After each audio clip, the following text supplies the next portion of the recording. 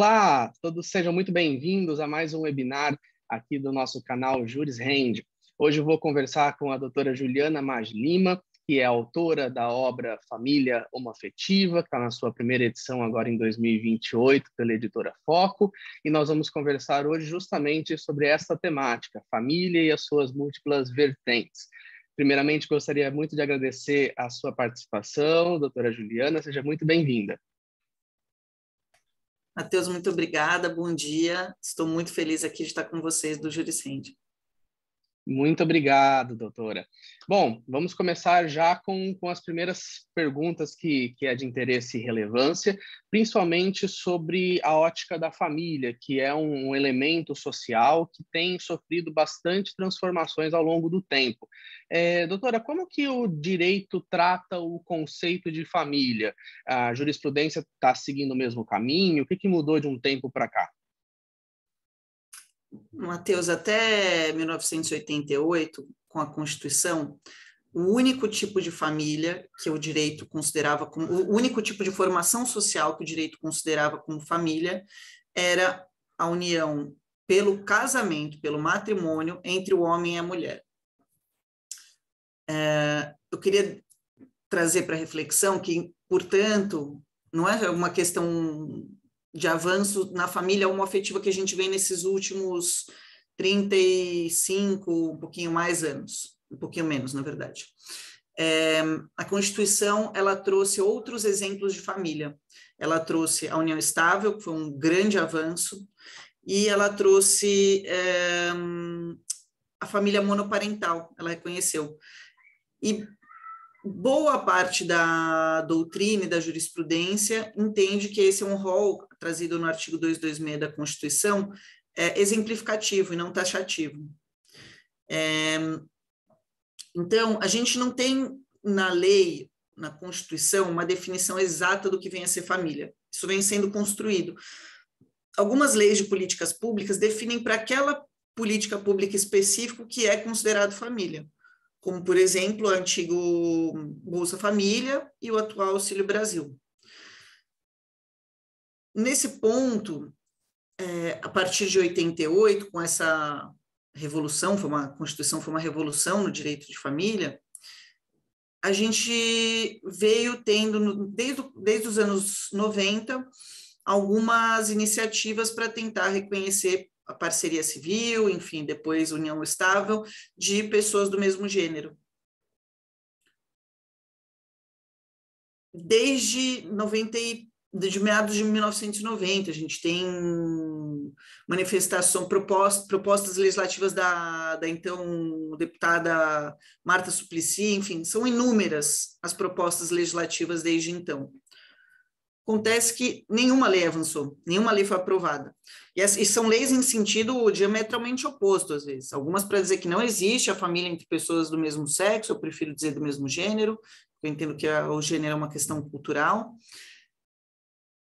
Nem para dizer que essas famílias existem.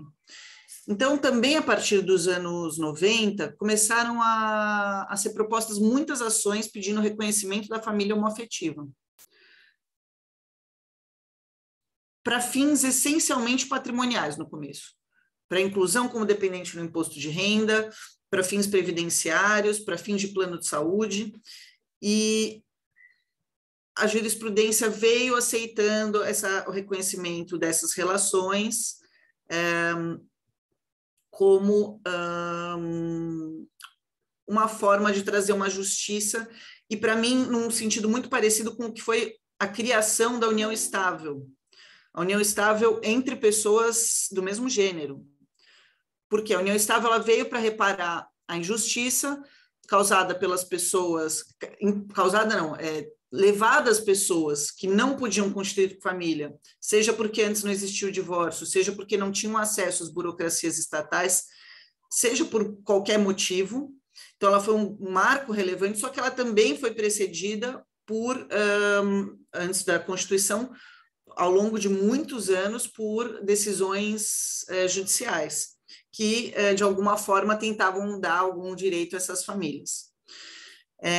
Nos anos 2000, a gente teve uma mudança na postura do judiciário, que acho que é sentida e discutida em muitos âmbitos, né? Alguns chamam de um excesso, enfim, independentemente disso, o fato é que houve um avanço em questões de direito de família pelo judiciário. O legislativo tem muita dificuldade de legislar sobre a questão, por questões morais, por debates dessa ordem. E em 2011 a gente tem uma decisão muito relevante do STF que reconhece a união estável homoafetiva. O livro que eu estou lançando agora é fruto do meu estudo de mestrado na USP, e nele eu queria estudar o conceito de família. O que é a família? Porque justamente você me perguntou o que é família, a família não está descrita exatamente na lei. A gente tem alguns exemplos. E por que eu estudei a família homoafetiva? Porque foi o primeiro modelo de família que foi reconhecido pelo judiciário, e o primeiro modelo novo, digamos assim, efetivamente reconhecido, novo para fins jurídicos, não novo para fins sociais, reconhecido pelo judiciário e tantos anos depois da nossa Constituição. O debate ali, grande, era que muitas pessoas diziam que não pode, que a Constituição expressa em dizer que a união é entre o homem e a mulher. E, enfim, nessa decisão do STF, os debates foram muito intensos, eu estudei cada um dos votos, eu fiz uma análise, vi um roteiro ao qual apliquei em todos os votos. E o que é interessante disso é que a gente hoje diz que a gente ainda tem que discutir adoção afetiva, casamento, porque aquela DPF, a de 4277, a DPF 132, que foram julgadas conjuntamente sobre essa questão, que ela falou sobre a união estável. Mas o interessante que eu trago, acho que é de bastante inovador no meu livro, é que, na realidade, o STF conferiu todos os direitos à família homoafetiva por maioria de votos, e isso foi um debate. O STF disse que a união estável homoafetiva tinha o mesmo regramento jurídico da união estável heteroafetiva. Essa foi o entendimento que venceu por maioria de votos. O que isso quer dizer? Que se são concedidos os mesmos direitos, o mesmo regramento jurídico, não há dúvida quanto à possibilidade de adoção, possibilidade de filhos, de outros meios, né? Por exemplo, reprodução assistida, casamento, que ainda existe uma ação no STF em trâmite questionando uma resolução, a resolução 175 do CNJ, que veio depois dessa decisão. Então, em resumo, a gente não tem uma definição do que é família. A professora Viviane Ferreira, professora da GV, que foi da minha banca de mestrado, ela perguntou para mim, ela fez uma única arguição na minha banca, que foi muito interessante. Então, para mim, o que era o conceito de família? O conceito de família, para mim, é a união de pessoas unidas por vínculos de afeto, de deveres e cuidados mútuos, que assim se reconhecem como família. Para mim, isso deveria ser, porque para a Constituição, a família é a instituição mais importante. Ela é a base da sociedade, merece especial proteção do Estado. Se assim é a família, por que a gente não pode albergar mais relações legítimas dentro desse guarda-chuva? E nesse ponto eu quis estudar o conceito de família lá atrás, porque o conceito de família, né, que se fala, o conceito tradicional de família, o homem e a mulher unidos pelo vale do matrimônio e sua prole, assim que fala Pontes de Miranda, Lafayette, enfim. E eu quis pensar, será que não tem algo além disso? Então, para além de estudar esses julgados que eu selecionei, eu estudei um pouco esse conceito histórico de família, eu trouxe alguns questionamentos. Quem podia constituir família? No começo, eram só pessoas católicas. No começo, não podia, no começo, eu digo nos anos 1800, no século XIX, não podia haver casamento entre pessoas interreligioso. Não podia, as pessoas escravizadas, essencialmente as pessoas negras, indígenas, não tinham direito a constituir famílias, não tinham direito à família. Eu demonstrei isso, assim, eu trouxe essa reflexão por meio, por exemplo, da lei do ventre livre.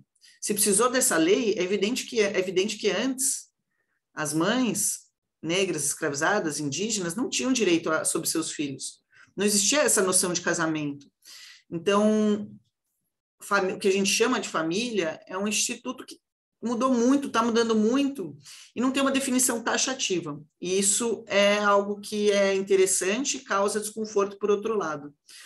Eu falei, mas uma última reflexão que eu vou jogar para você, eu coloquei, eu não lembro de cabeça o número, mas eu coloquei no meu livro quantas vezes a palavra família foi falada na sessão de votação do impeachment da presidente Dilma Rousseff. Por que eu coloquei isso? Porque é um conceito que está em franca disputa sempre no Brasil, seja ao longo dos anos 1900, pela discussão do divórcio, seja ao longo de quem é o chefe da família, se o homem é a mulher, era o homem até 1962. Então, esse é um conceito que no Brasil está em disputa desde o início da República.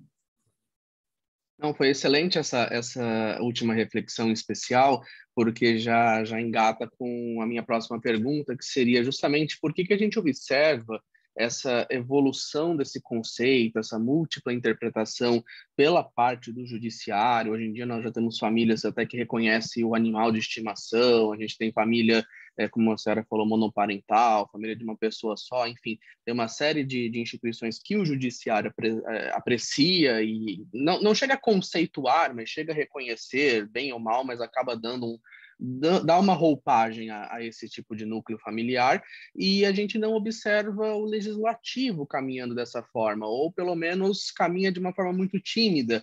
A que você atribui essa discrepância entre esses dois poderes? Por que a gente observa mais isso no judiciário e menos isso no legislativo? Um ponto importante disso, para mim, é a questão do... A que se presta a família? A família, originalmente, ela era um meio em si mesmo, um meio de validar conceitos religiosos, era um lugar era uma instituição que era maior por si mesma. A doutrina, os autores jurídicos e muitas autoras, principalmente a partir da segunda metade dos anos 1900, do século XX, começaram a questionar esse conceito de família, em que o objetivo final da família era a existência dela mesma. Não só a existência dela mesma, mas a manutenção do patrimônio num tronco familiar, a presunção de que os filhos eram havidos do casamento. É um instituto com conceitos muito antigos. É um instituto de forma de dominação social, é um meio de dominação social, ele pode ser. E a partir, principalmente dos anos 90, vieram questionamentos sobre essa natureza da família. E um grande número de autores e autoras passou a dizer que não, que a família tem que ser um meio de realização pessoal e não um fim em si mesmo. Então, começou a se trazer outros conceitos para a família que eram totalmente alheios na discussão jurídica. Então, a questão do afeto, a questão da plenitude da pessoa. É curioso pensar que no Brasil até 1977 não havia divórcio, as pessoas não podiam se divorciar. Quando eu falo isso, todo mundo sabe, mas quando eu falo, é uma coisa um tanto chocante.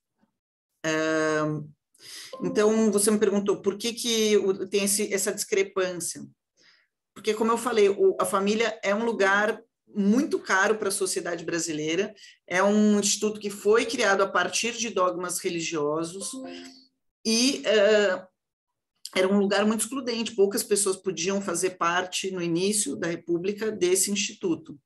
Então, considerando que a gente tem essa disputa política, social, sobre o que é a família, sobre quem pode se albergar nesse guarda-chuva chamado família, e que a gente tem um legislativo muito complicado no Brasil, e que se vale de questões morais para ocultar outras temáticas, agora é muito evidente, mas não só agora, isso não avança. A gente teve, por exemplo, o Estatuto da Família versus o Estatuto das Famílias. A gente tem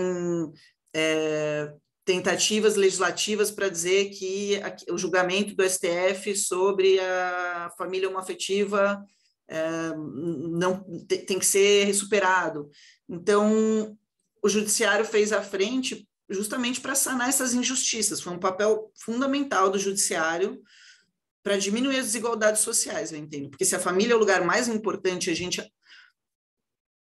a gente não alberga relações legítimas, com grande demanda social, para que as pessoas se alberguem nesse lugar, a gente tem um país mais desigual.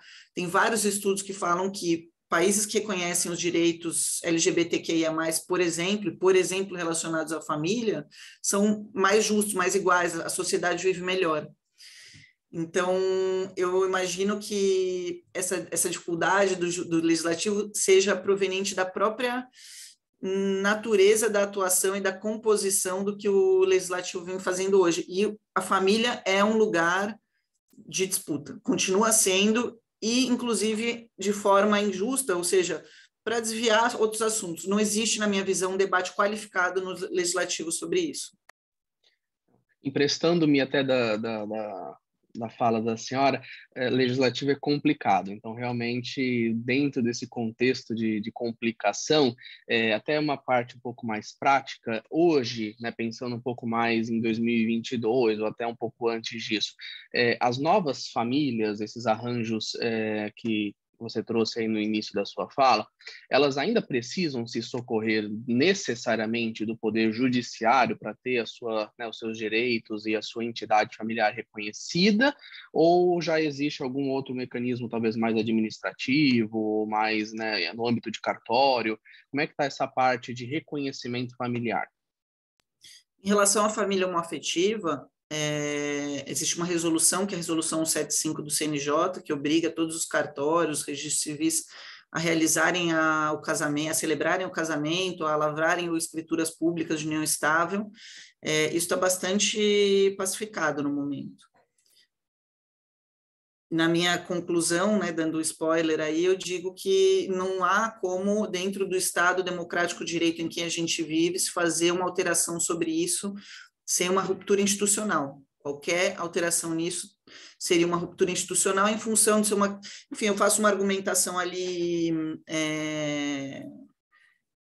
do ponto de vista que se trata de direito fundamental, direito a constituir família, enfim, da impossibilidade de retrocesso, mas isso daí é para quem quiser ler. Mas estou trazendo essa questão para dizer que a Constituição entre pessoas... Perdão, meus cachorros aqui quer fazer uma pausa? Não, fica à vontade, tá tudo certo. Tá bom, obrigada. A constituição do casamento por pessoas homoafetivas, da família, seja por casamento ou união estável de pessoas homoafetivas, ela é bastante pacificada. A adoção, o direito à habilitação, eu tenho visto poucos julgados contrários à habilitação fundada no fato de ser uma família homoafetiva. Mas a gente ainda tem decisões esparsas, situações esparsas no Brasil de preconceito institucional, que deveriam ser duramente reprimidas. E, para além disso, a gente tem questões que são relativas à constituição da família, mas não nesses termos. Então, por exemplo, pessoas que não se reconhecem com o gênero que lhes foi atribuído quando elas nasceram, porque olharam ali para a genitália externa daquela pessoa e falaram, é homem ou é mulher. E aí, por isso que eu falei no começo, né, sobre o que é gênero. O gênero é baseado nisso. E a gente impõe que a pessoa, com base nessa identificação exterior, diga, você tem que representar esse papel social, você tem que representar esse papel social. Então, pessoas que precisam ainda do reconhecimento da sua identidade de gênero e questões semelhantes, por vezes têm questões relacionadas principalmente ao registro da maternidade, da paternidade, ou, enfim, questões desse tipo. Uma outra questão que ainda também existe é a reprodução assistida. Nesse ponto, ela se aplica a qualquer formação familiar por meio da união estável, do casamento, enfim, pessoas que querem se reproduzir, ter filhos sem ser via adoção, essa é uma questão que ela é regulada exclusivamente, atualmente, pelo CFM, pelo Conselho Federal de Medicina, e é uma resolução insuficiente, porque ela não trata de questões atuais, como, por exemplo, a reprodução assistida, a inseminação caseira, ela não esgota a temática. E, enfim, é um tema que eu acho ainda bem interessante, porque, de novo, você tem argumentos biológicos, médicos, para não se poder fazer isso, né? O argumento essencial é, mas incesto, se você não sabe quem é filho de quem, não incesto entre a relação, mas, digo, problemas biológicos, porque uma pessoa que não sabe que é filha genética da outra, enfim, questões dessa ordem. Mas, ao mesmo tempo, a gente vive de uma presunção relativa de que o filho, o pai é o marido da mãe, é uma presunção relativa também. Então, eu acho que falta debate sobre isso. Seria muito bom se o legislativo pudesse debater, mas o legislativo, me parece, não ter as mínimas condições de fazer isso. Então, nesse ponto prático, eu sinto grandes avanços. A gente ainda tem coisas a avançar, a melhorar, mas para mim é nítido que nos últimos 20 anos os avanços foram tremendos e estão se consolidando. Então, para quem quer casar, para quem quer constituir a união estável com pessoas do mesmo gênero, isso hoje é uma questão bastante consolidada, e se houver qualquer tipo de preconceito, de retaliação, sempre procurar um advogado ou a Defensoria Pública. Perfeito. Ainda nesse pensamento, é claro que eu não pretendo esgotar esse assunto, porque ele é muito vasto, mas especificamente durante a pandemia, a gente percebeu, na pandemia do Covid, a gente percebeu inúmeros impactos em diversas áreas, né, desde o turismo até especificamente a família. Talvez se pudesse elencar um reflexo do Covid, enfim, de todo esse cenário pandêmico que ainda estamos vivendo, o que a gente pode observar ou espera observar do direito de família nesse ponto? Matheus, eu escrevi um capítulo de um livro sobre o direito de família durante o Covid, durante essa situação que a gente viveu, muito que a gente ainda vive, mas enfim, que antes estava muito mais grave. Eu destacaria o principal ponto, o aumento da violência doméstica. E foi exatamente esse o tema que eu escrevi. O capítulo desse livro que eu escrevo, eu talvez não fale exatamente o nome do título, mas o nome é Violência Doméstica, uma epidemia dentro de uma pandemia. Porque eu já vinha falando dessa forma e sigo falando que a gente tem uma epidemia endêmica de violência doméstica no Brasil.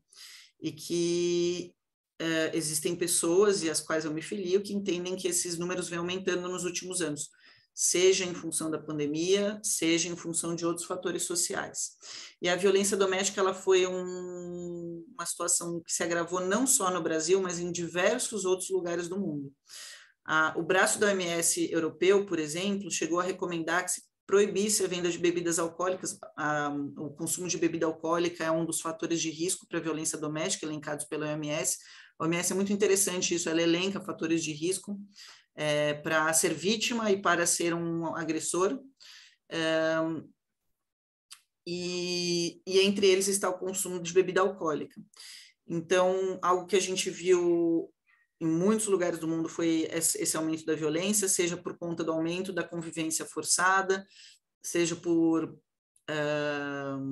dificuldade de acesso a serviços de proteção, né, porque teve uma mudança, antes você podia ir presencialmente, seja também por conta da diminuição do contato social, porque se você vê uma pessoa que está com marcas físicas de agressão, né, agressão física deixa essas marcas, outros tipos de agressão não, mas se ela vê, existe também uma preocupação social. Sem esse contato social, esse tipo de preocupação não tem como ocorrer.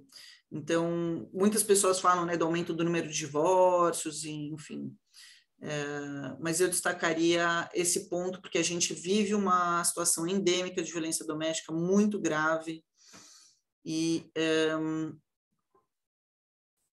para mim é o ponto central, que é a família não pode ser um lugar de violência. Infelizmente, no Brasil, família ainda é um lugar de grande violência e a gente precisa debater isso não só no âmbito do direito, isso tem que ser uma questão de política pública, isso tem que ser ensinado nas escolas, isso tem que ser objeto de campanhas públicas em jornais, rádios, mídias sociais. É muito grave o que a gente vive. Eu trabalho com família e as pessoas muitas vezes dizem para mim, você trabalha com violência doméstica. Eu digo, não trabalho com violência doméstica, eu trabalho com família e, lamentavelmente, as famílias brasileiras são muito violentas. E a violência, as pessoas me falam, por que não tem a lei do Zé da Penha? E o exemplo que eu dou pegando os números, né, falando dessa endemia contra a mulher, costumo perguntar para as pessoas se elas sabem que existe câncer de mama nos homens também. Homem também tem câncer de mama. As pessoas falam, é verdade? Eu falo, sim, é verdade, só que é tão baixo o número que não precisa de uma política pública para isso. Da mesma forma, pode ter situações de homens que sofram agressões dentro das suas relações, mas esse número é muito inferior ao que as mulheres passam e que chegam a ter um número de feminicídio gigante no Brasil. Então, não tem a lei do Zé da Penha, porque não há necessidade de uma política pública voltada para isso. A gente já tem outras leis que coíbem e punem a ameaça, a violência física, a lesão, a destruição de patrimônio. Então, esse é o ponto que eu queria trazer, porque eu acredito muito na importância da família. Eu acho que ele tem que ser um lugar de desenvolvimento para alcançar a plenitude do ser humano. Mas enquanto a gente tiver essa noção de violência atrelada às relações de família, e aí também a gente pode falar da violência contra as crianças, né? Enfim, enquanto a gente tiver essa noção de violência atrelada ao conceito de família, a gente vai ter um desafio grande para enfrentar. Não, excelente reflexão, é uma parte muito cara mesmo da sociedade, a gente tem que tocar muito nesse assunto sempre que possível, a gente está com essa pauta também. Para a gente poder terminar, a gente percebe que tem havido cada vez mais um processo de desburocratização na parte do direito, inclusive no direito, né, de família e sucessões. Uma das partes que eu também entendo ser elemento constitutivo da família, ainda que simbólico, talvez assim, é o nome, prenome, sobrenome, enfim, a parte que identifica, né, quem é quem nesse contexto, né? E, recentemente, nós tivemos a promulgação da Lei 14.382 de 2022, que dá conta aí de algumas alterações referentes a essa temática. Eu queria saber, para a gente poder terminar, quais são, né, as expectativas, as suas expectativas em relação a essa lei, se ela foi positiva, negativa, enfim, queria que a senhora comentasse esse ponto para a gente poder terminar. Matheus, teve algumas críticas em alguns pontos específicos, mas eu queria trazer um ponto que eu achei muito benéfico. Então, eu vou deixar a crítica para outras pessoas, eu vou falar desse ponto.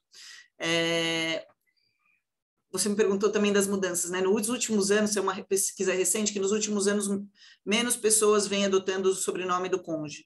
Mas ainda assim, historicamente, quem adota o sobrenome do cônjuge é a mulher. Agora, o companheiro ou a companheira também podem adotar o nome do respectivo companheiro, sobrenome.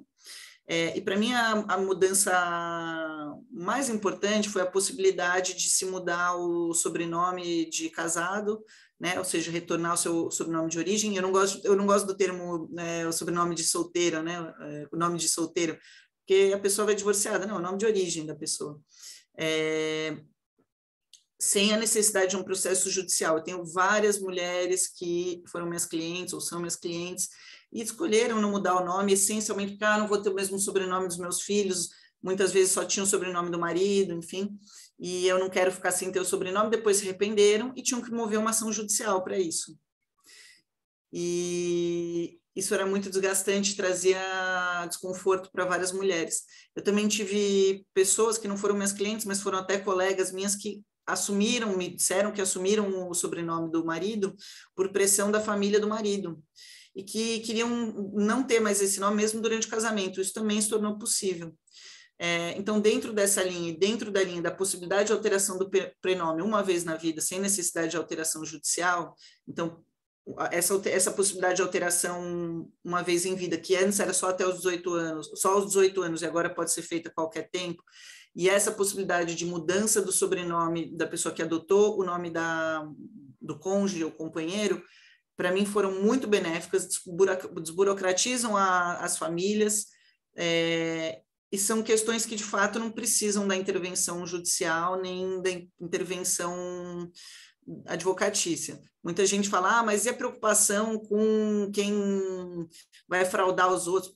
Olha, se não existe nenhuma verificação para isso, para você mudar seu nome e casar, por que o contrário tem que ter essa preocupação tão relevante? E, além disso, para finalizar, a gente tem o CPF, que agora com essa alteração também sobre o documento, né, que a gente não vai mais ter o uso do RG, vai se consolidar o CPF até 2032, todo mundo vai ter que mudar a sua carteira de identidade.